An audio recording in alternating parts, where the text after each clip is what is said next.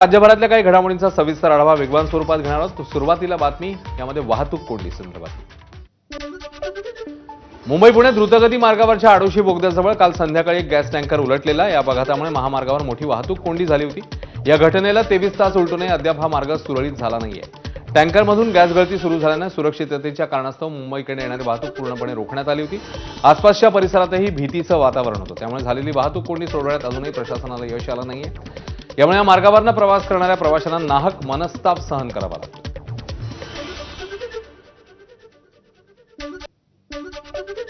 भाई मुंबई पुणे एक्सप्रेस 20 तासापासून बंद आहे भाई। चालू आहे भाई मुंबई पुणे एक्सप्रेस 20 तासापासून बंद आहे भाई। चालू आहे भाई मुंबई पुणे एक्सप्रेस 20 तासापासून बंद आहे भाई। चालू आहे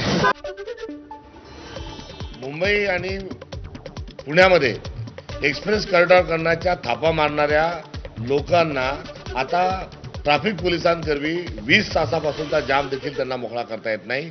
एकंदरीत कायदा व सुव्यवस्थेचे पूर्ण बोजवारा उडालेला आहे आणि याला पूर्णवेळ गृहमंत्री नसतं हे त्यामागचं कारण आहे।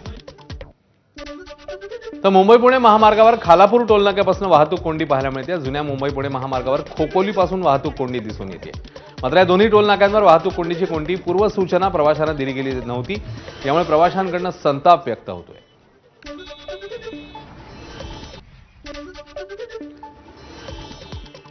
मुंबई पुणे महामार्गावरील अभूतपूर्व वाहतूक कोंडीमुळे पुण्याहून मुंबईला जाणाऱ्या एसटीच्या सर्व फेऱ्या रद्द करण्यात आल्या आहेत। यात पुण्याहून मुंबई सेंट्रल, दादर, बोरिवली आणि ठाण्याच्या दिशेने जाणाऱ्या फेऱ्यांचा समावेश आहे। 24 तास उलटल्यानंतरही महामार्गावरील वाहतूक सुरळीत न झाल्याने पुढच्या काही तासांकरता या बस फेऱ्या रद्द करण्यात आल्या। 9 वाजेपर्यंत आपण फेऱ्या सोडल्या होत्या, परंतु त्या वाहतुकीमध्ये अडकून राहिलेल्या आहेत। त्यानंतर 9 वाजल्यानंतर जसं प्रवाशांना माहिती पडेल त्या पद्धतीनं प्रवाशांचा ओघही कमी झाला येण्याचा आणि त्या मार्गावरती आपण फेऱ्याही बंद केलेल्या आहेत। जो आता ज्यावेळी आता वाहतूक चालू होईल त्यावेळी आपण त्या फेऱ्या पूर्ववत सोडणार आहोत। तर मुंबई पुणे एक्सप्रेसवे ठप्प झाल्यानं मुंबईच्या दादरमध्ये अनेक बसगाड्या जाग्यावर उभ्या होत्या। दादर डेपोमधून रोज शेकडो खासगी बसेस पुण्याच्या दिशेने धावतात। आज वाहतूक कोंडीमुळे मुंबईहून पुण्याच्या दिशेने प्रवास करणाऱ्या प्रवाशांना याचा फटका बसलाय। गेल्या काही दिवसांपासून उपमुख्यमंत्री सुनेत्रा पवारांच्या शपथविधीवरून राजकीय दावे प्रतिदावे सुरू आहेत। दरम्यान शपथ घेण्याआधी सुनेत्रा पवारांनी पवार कुटुंबातल्या ज्येष्ठ सदस्यांना निरोप दिला होता, अशी माहिती विश्वसनीय सूत्रांकडून समोर आली आहे। अपघातानंतर पंतप्रधानांचा सुनेत्रा पवारांना सांत्वनासाठी फोन आल्याची ही माहिती समोर आली। अजित पवारांच्या अपघाती निधनानंतर राष्ट्रवादीच्या विलिनीकरणाच्या चर्चांनी जोर धरला।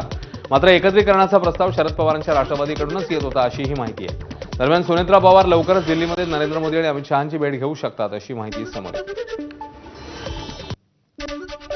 अजित पवारांच्या निधनानंतर सुनेत्रा पवारांनी उपमुख्यमंत्री पदाची शपथ घेतली। त्यानंतर आता पक्षाचं राष्ट्रीय अध्यक्षपदही त्यांच्याकडेच देण्यात यावं, अशी मागणी जोर धरते।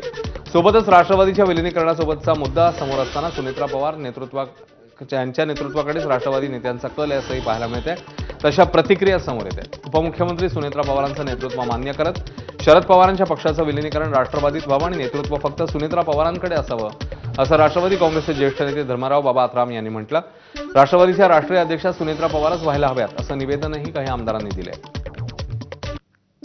पहिले सुद्धा मी हेच बोललो होतो की दोन्ही राष्ट्रवादी एकत्रित आले पाहिजे, म्हणजे आपला विकासाकरता या राज्याचा विकास झाला पाहिजे। त्या दृष्टिकोनातून आपण सगळे एकत्रित होऊन मतविभाजन करण्यामध्ये काही अर्थ नाही। साहजिकच आहे ते आपलं गटामध्ये यायचं असेल तर एक तर नंबर 1 NDAचा पॉलिसी, NDAचा सोबत आपण गेला पाहिजे, जसं आम्ही NDA सोबत आहोत।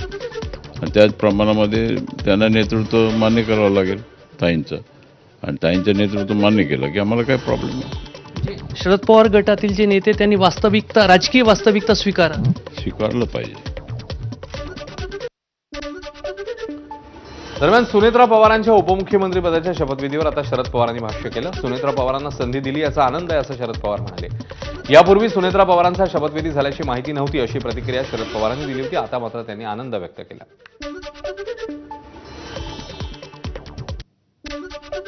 साहेब, सुनेत्रा वहिनींचा शपथविधी झाला, त्या संदर्भात आपल्याला सध्या परिस्थिती काय भावना आहे? कारण ज्या दिवशी आनंद आहे, संधी दिली आनंद।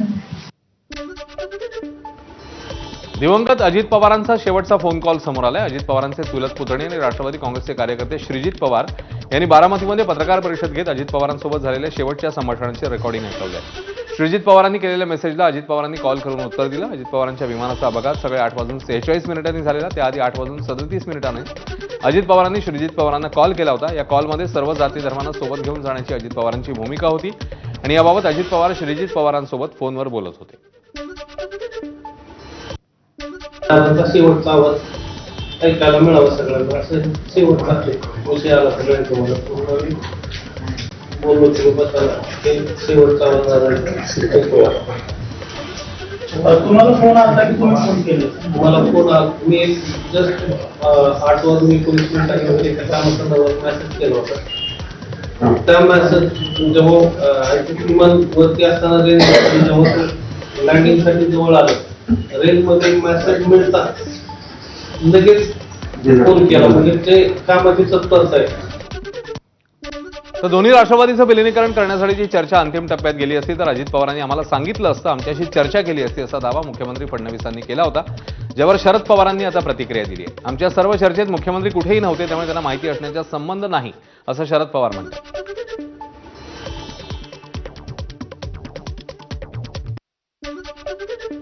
असं आहे की या संदर्भात मी एवढंच सांगतो की चर्चा कुठलीही अंतिम स्टेजला जर गेली असती तर अजितदादांनी आम्हाला सांगितलं असतं, आमच्याशी चर्चा केली असती. कुठली तारीख जर ठरली असती तर ते आमच्या सरकारमध्ये आहेत आणि सरकारमध्ये आमच्याशी शेअर न करता ते असा निर्णय घेऊ शकतील का? त्यामुळे आता पवारसाहेबांचं त्यांचं काय बोलणं झालं, कोणाचं त्यांचं काय बोलणं झालं मला याची कल्पना नाही. आमच्यापुरतं मी सांगतो की अशा प्रकारच्या तारखेची माहिती आम्हाला नाही.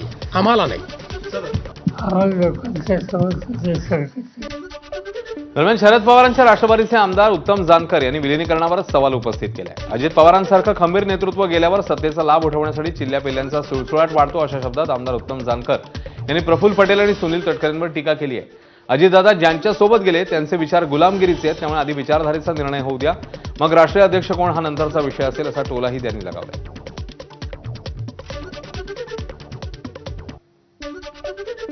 नाही, आता ज्या वेळेला अजितदादासारखं खंबीर नेतृत्व गेलं त्यावेळेला या सत्तेचा लाभ उठवण्यासाठी असा चिल्यापिल्यांचा सुळसुळाट होत असतो आणि तो ग्रहित असतो. कुणीही बगल बच्च्याला वाटतं मीच चालावं, माझंच असावं. कुणी राष्ट्रवादीच्या मनोमिलनाचा विषय झाला होता, पण त्यावेळी पवारसाहेबांचा जो विचार आहे तो शाहू फुले आंबेडकरांचा विचार आहे आणि अजितदादा ज्या बाजूला गेलेले आहे तो विचार आहे तो गुलामगिरीचा विचार आहे.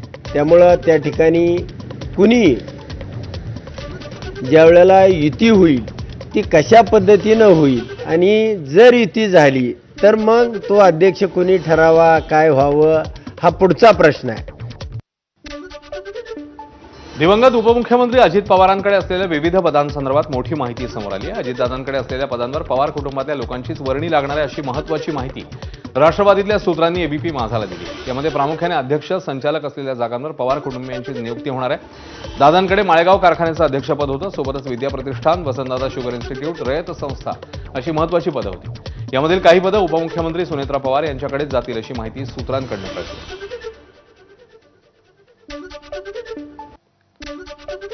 राज ठाकरेंनी राष्ट्रवादीचा राष्ट्रीय अध्यक्ष पाटील हवा, पटेल नाही असा टोला लगावलेला, ज्याला प्रफुल्ल पटेलांनी उत्तर दिलं.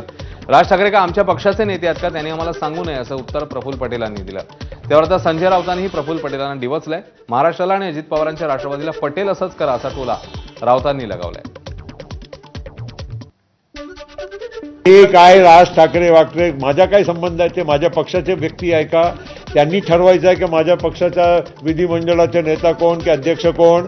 आम्ही काय राज ठाकरे किंवा इतर कोणाचे सकाळची जे 9 वाजताची जे तुमची बुलेटिन आहे की वगैरे वगैरे किंवा कोणी तेलंगणाच्या वार आहे, हे सगळे लोक येऊन आम्हाला सांगतात की आम्ही आमच्या पक्षामध्ये काय करायचं. आम्ही योग्य निर्णय घेतलेला आहे पहिला, आणि दुसराही योग्य निर्णय घेण्याच्या आम्ही प्रोसेसमध्ये आहोत. ठाकरे बाकरे भाकरे वगैरे जे काय बोलतायत पण महाराष्ट्राला पटेल असंच करा एवढंच मी सांगतो. महाराष्ट्राला आणि मराठी माणसाला जे पटेल तेच करा. अजित पवारांचा पक्ष हा पवारांचा पक्ष होता, पटेलांचा पक्ष. तर त्यांनी चिडचिड करू नये. प्रफुल्ल पटेल हे त्यांच्या पक्षाचे नेते आहेत, त्याहीपेक्षा ते मोदी आणि शहांचे भक्त आहेत जास्त. त्यांनी त्यांचे ते कार्य करत राहावं. पण अजित पवारांच्या पक्षाविषयी निर्णय घेण्याचा पूर्ण अधिकार त्यांच्या पक्षाच्या लोकांनाच आहे. अजित पवारांच्या विमान अपघातानंतर आमदार अमोल मिटकरींनी वेगळाच दावा केलाय. विमान अपघाताच्या ठिकाणी पाहणी करण्याकरता गेलो असता तिथल्या सरपंचांनी सांगितलं की कुणीतरी विमानातनं उडी मारण्याची धडपड करत होता, तेव्हा त्यांना वाचवण्यासाठी गेलो, पण तितक्यात विमानाचा स्फोट झाला. विमानात 6 जण होते, प्रत्यक्षात मात्र 5 लोकांचे मृतदेह सापडल्याचा दावाही मिटकरींनी केलाय. विमान अपघाताची सीबीआय आणि उच्चस्तरीय चौकशी व्हावी अशी मागणी मिटकरींनी केली.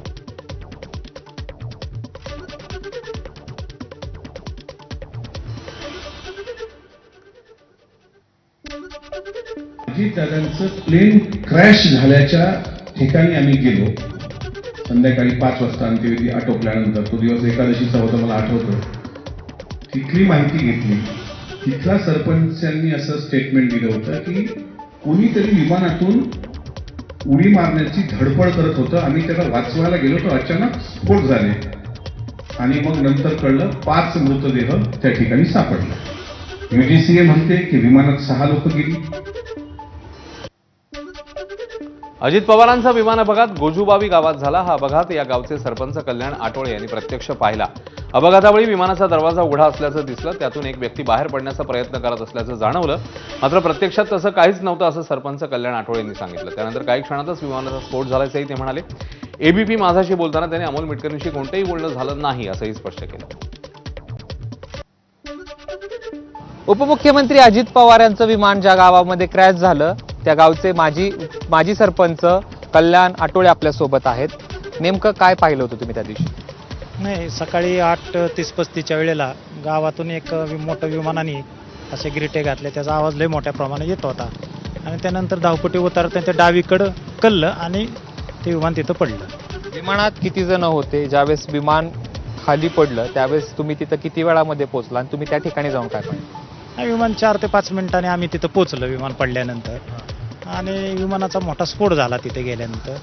आणि विमानाचा स्फोट झाल्यानंतर त्याचे तुकडे हवेत आणि काय 100-150 फुटावर असं पडले. विमान पडलं त्यावेळेस तुम्ही काय पाहिलं? म्हणजे ज्यावेळेस पोचला होता त्यावेळेस काय पाहिलं? कोण बाहेर येत होता असं तुमचा दावा आहे किंवा असं तुम्हाला जाणवलं? नेमकं काय? नाही, उजव्या साईडला मी सुरुवातीला गेलो त्यावेळेला एक माणसाचा निळे पॅन्टेचा एक पाय असा बाहेर आणि त्याचा दरवाजा थोडा उघडल्याने असं मला एक 4-5 सेकंद जाणवलं. आणि त्यानंतर आमच्या गावातले एक जण जोरदार ओरडले की सरपंच मागं सारा स्फोट होईल. आणि मी त्यावेळेला मागं सरलो आणि खरोखरच मोठा स्फोट झाला आणि त्यात मग ते विमानाचं पूर्ण तुकडं झाले. खरं तर एक दावा केला जातोय की अमोल मिटकरींकडून की तुमचं आणि त्यांचं बोलणं झालं. नेमकं काय? नाही, मिटकरी साहेबांचं माझं तसं काही प्रत्यक्षात बोलणं झालेलं नाही. पण विमानात 5च लोक होते. दादा डाव्या साईडला पडले होते आणि उजव्या साईडला अंगरक्षक त्यांचे पडले होते आणि आत 3 माणसं त्यांचा कोळसा झालेला होता. एकूण प्रत्यक्षदर्शनं आम्ही तिथं होतो 1-2-3 तास, पण 5च माणसं होती. साधारणतः कशा पद्धतीनं पडल्यानंतर कशा पद्धतीनं तुम्ही रेस्क्यू ऑपरेशन केलं किंवा तुम्ही कशा पद्धतीने प्रशासनाला मदत? डाव्या साईडला दादा पडल्यानंतर मग नंतर एक आम्हाला काही ते लक्षात आलं नाही दादा आहेत म्हणून. पण त्यानंतर बारामतीतले काही लोक आल्यानंतर त्यांनी सांगितलं हे दादाचं इथं आणि हे विमान दादाचंच होतं. त्याच्यामुळं लोकांचा काही त्याचा विश्वास बसला नाही लवकर. पण जशी जशी वेळ जाईल तशी तशी लोक यायला लागले आणि दादांना ओळखलं लोकांनी. आम्ही मग शेजारच्या आमच्या आठवड्यांच्या घरातनं चादरी आणि सतरंज्या घेऊन ते दादांना त्यात करून त्यांना स्ट्रेचरवर ठेवून आम्ही त्यांना हॉस्पिटलमध्ये पाठवून दिलं. त्यावेळेला दादाला आम्ही वाचवू शकलो नाही याचा फार मोठा आम्हाला दुःख झालं की एवढा मोठा माणूस इथं पडलं तर आम्ही वाचू शकलो नाही. याच्यासाठी सारखी शक्यता का कुठलीच नाही. त्यामुळे आमच्या गावात एकदम हळहळ व्यक्त करण्यात आली. तरी होते माजी सरपंच कल्याण आटोळे. त्यांनी जो काही प्रकार झाला जो त्यांच्या डोळ्यांनी पाहिला तो आपल्यासमोर मांडला. कॅमेरा पर्सन अमोल गवाळेसह जयदीप भगत, ABP माझा, बारामती. बारामतीच्या विद्याप्रतिष्ठानमध्ये आज महत्त्वपूर्ण बैठक पार पडली. बैठकीला शरद पवार, पार्थ पवार, जय पवार, विद्याप्रतिष्ठान विश्वस्त उपस्थित होते. यासोबत अजित पवार यांच्या भगिनी विजया पाटीलही बैठकीला हजर होत्या. ही बैठक साधारण तासभर सुरू होती. बैठकीनंतर जय पवार, पार्थ पवार आणि विजया पाटलांसोबत शरद पवारांनी स्वतंत्र बैठक घेतली.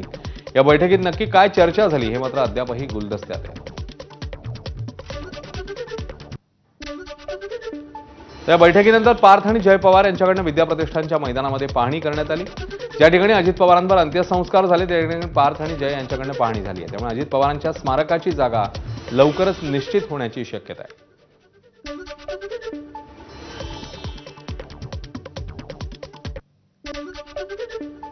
बारामतीमध्ये उपमुख्यमंत्री अजित पवारांच्या विमान अपघातात केबिन क्रू पिंकी मालींचा मृत्यू झाला. त्या संदर्भात खासदार अरविंद सावंत यांनी केंद्रीय मंत्री राममोहन नायडूंना पत्र दिले. या अपघातानंतर पिंकी मालीच्या कुटुंबाला त्वरित नुकसान भरपाई आणि विमा लाभ मिळावा अशी मागणी करण्यात आली.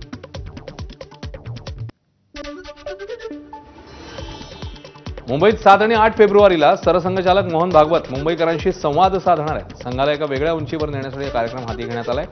मुंबईच्या वरळी नेहरू सेंटरमध्ये हा कार्यक्रम होणार आहे. संघाची पुढील दिशा कार्य लोकांसमोर ठेवली जातील.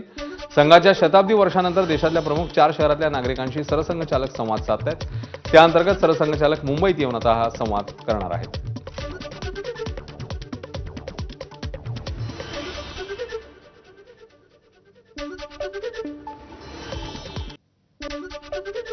आगामी कुंभमेळ्याच्या पार्श्वभूमीवर नाशिक आणि त्र्यंबकेश्वरमध्ये येणाऱ्या साधू महंतांकरता ओळखपत्र देण्याचा निर्णय घेण्यात आलाय. साधूंच्या पेशात भोंदू किंवा संधी साधू सहभागी होऊन भाविकांची फसवणूक करू शकतात. अनुचित घटना घडू नये याकरता आखाड्यांकडून ही खबरदारी घेतली जाते. दर 12 वर्षांनी भरणारा कुंभमेळा आता अवघ्या 1.5 वर्षावर आहे. 31 ऑक्टोबर 2026ला ध्वजारोहण तर जुलै 27 पासून पर्वणी काळ सुरू होणार आहे. या कालावधीत लाखो साधू महंत नाशिक आणि त्र्यंबकेश्वरमध्ये मुक्कामी असतील. प्रत्येक आखाड्याअंतर्गत येणाऱ्या साधूंना संबंधित आखाड्याकडनं नाव, मोबाईल क्रमांक आणि आखाड्याचं नाव असलेलं ओळखपत्र दिलं जाणार आहे. कर्मचारी भविष्य निधी संघटना म्हणजेच ईपीएफओची यंत्रणा बऱ्याच अंशी डिजिटल आणि अधिक स्मार्ट झाली आहे. ईपीएफओ 3.0 अंतर्गत झालेल्या बदलामुळे पीएफचे पैसे काढणं आता पूर्वीपेक्षा अधिक सोपं आणि जलद झालं. केंद्र सरकारने राज्यसभेत याबद्दलची माहिती देताना सांगितले की आता ऑनलाईन ईपीएफ क्लेमचा निपटारा अवघ्या 8 दिवसात होतो. म्हणजे तुमची माहिती योग्य असेल आणि केवायसी पूर्ण असेल तर आठवड्याभराच्या आत पीएफची रक्कम तुमच्या खात्यामध्ये जमा होऊ शकते. गेल्या 4 दिवसात सोन्या आणि चांदीच्या दरात मोठी घसरण झालेली. मात्र 24 तासात पुन्हा एकदा सोन्या चांदीच्या दरामध्ये वाढ झाली आहे. काल 1,52,000वर असलेलं सोनं आज 1,59,000 रुपयांवर पोहोचलं. चांदीच्या दरात तब्बल 37,000ची वाढ झाली. त्यामुळे चांदी प्रति किलो 2,87,000वर पोहोचली. पुढील काळात सोनं चांदीचे दर पुन्हा एकदा विक्रमी उंचीवर जाण्याचे संकेत सुवर्ण व्यावसायिकांनी दिले आहेत.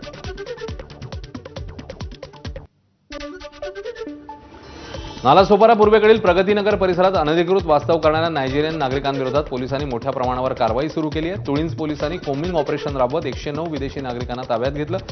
त्यांचा व्हिसा, पासपोर्ट आणि इतर अधिकृत कागदपत्रांची सखोल तपासणी सुरू आहे. संशयित नागरिकांचं वास्तव्य कायदेशीर आहे की नाही याबद्दल पोलिसांकडे बारकाईने पडताळणी केली जाते. या अचानक झालेल्या कारवाईमुळे प्रगतीनगर परिसरात एकच खळबळ उडाली आहे. कोणताही अनुचित प्रकार घडू नये याकरता पोलिसांनी अतिरिक्त बंदोबस्त वाढवलेला आहे.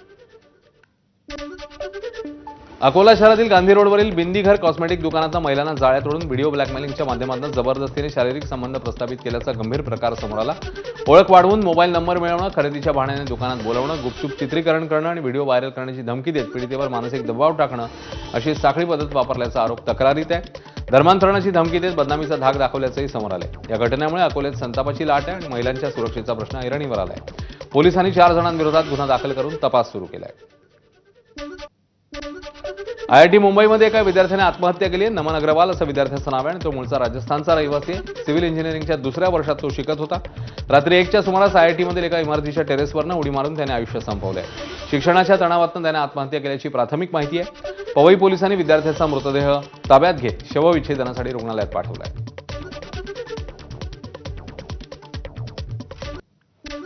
पुण्यातल्या भारतीय विद्यापीठ परिसरात जुन्या मैत्रिणीला फोन लावण्याच्या कारणावरून 2 मित्रांमध्ये झालेल्या वादाचं थेट हिंसाचारात रूपांतर झालं. उसाच्या गाडीजवळ उभे असताना चेतन चव्हाण आणि आदित्य कांबळे या मित्रांमध्ये भांडण झालं. त्यानंतर चेतन चव्हाणने आदित्य कांबळेवर कोयत्याने वार केल्याची घटना घडली आहे. हल्ल्याचा थरार सीसीटीव्हीत कैद झालाय. या घटनेमुळे परिसरात एकच खळबळ उडाली आहे. पोलिसांकडून पुढचा तपास सुरू आहे.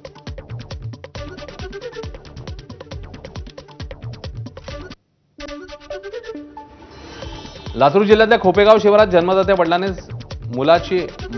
मुलाने हत्या केल्याची धक्कादायक घटना समोर आली. मयत वडील आयकर विभागात अधिकारी म्हणून कार्यरत होते अशी माहिती आहे. कौटुंबिक कारणावरून वडील आणि मुलांमध्ये वाद झालाय. वादाचं रूपांतर गंभीर भांडणात झालं. संतापाच्या भरात मुलाने चाकूने वडिलांवर वार केले आहेत. या हल्ल्यात वडील गंभीर जखमी झाले. त्यांना तातडीने उपचारासाठी रुग्णालयात नेण्यात आलं. मात्र उपचार सुरू असतानाच त्यांचा मृत्यू झालाय. आरोपी मुलाला पोलिसांनी ताब्यात घेतलंय. पुढील तपास सुरू आहे.